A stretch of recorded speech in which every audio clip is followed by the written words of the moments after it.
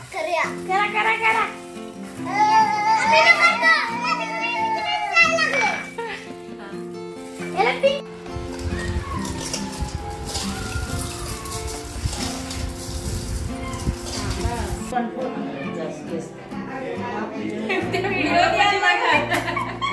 आज इंद्राणीला आरोग्य तपासणीसाठी आम्ही घेऊन आलेलो होतो। डॉक्टरांनी त्याची आरोग्य तपासणी केली आणि सांगितलं तो एकदम हेल्दी बेबी आहे, नो प्रॉब्लेम। त्याचं वजन, वय, उंची, बाकी सगळं तब्येत ठीक आहे। सोबत आमची चिल्लर फॅक्टरी होतीच आणि त्यांना सगळ्यांना आवरत कसं बसं आम्ही घरी यायला निघालो। येताना आमच्या या ज्योतिबा मंदिरामध्ये पोहोचलो दर्शनासाठी। आज एकादशी होती, त्या दिवशी चैत्री वारी होती, तिकडे जाणं काही जमलं नाही। सो जाता जाता आम्ही मंदिरामध्ये दर्शन घेण्यासाठी गेलेलो होतो। मंदिराचं रंगकाम सुरू होतं।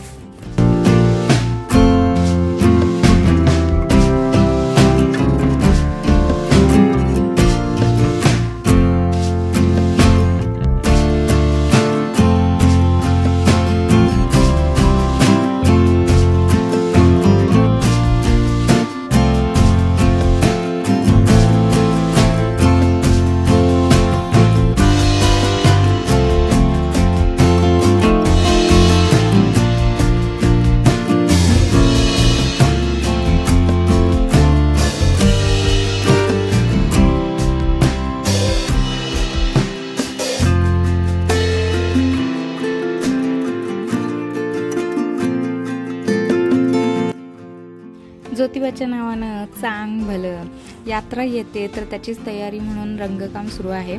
जवळजवळ 10 वर्ष झाली या मंदिराचा जीर्णोद्धार होऊन। मंदिराचं बांधकाम 10 वर्षापूर्वी केलेलं आहे, जीर्णोद्धार केलेला आहे आणि आता यात्रेनिमित्त मंदिराला रंगकाम सुरू आहे। आणि आज चैत्री एकादशी असल्यामुळे विठ्ठल रुक्मिणीचंही दर्शन झालेलं आहे छान।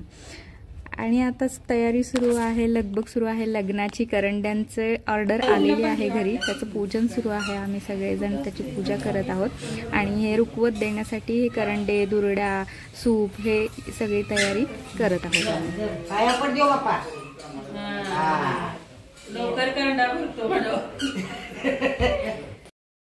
तुम्ही जर या आधीचे व्हिडिओ माझे या चॅनेलवरचे पाहिले असतील तर तुमच्या एक गोष्ट लक्षात येईल की आमची ही खूप मोठी फॅमिली, आम्ही सगळे एकत्र येऊन प्रत्येक फंक्शन सेलिब्रेट करतो। खूप सारे व्हिडिओज येणं बाकी आहे आणि आता जस्ट कालच मुहूर्तमेढ झालेली आहे। सो लग्नाची गडबड सध्या सुरू आहे आणि करंड्यांची ऑर्डर आलेली आहे आणि त्याचं पूजन आम्ही सगळे मिळून करत आहोत।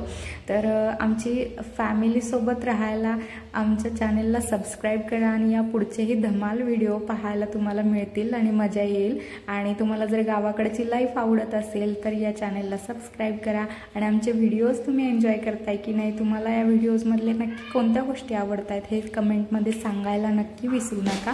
तर अशा प्रकारे हे करंडे, दुर्ड्या, सूप, लग्नाची तयारी लगबग सुरू झालेली आहे आणि लवकरच पदार्थही करायला आम्ही सुरू करणार आहोत।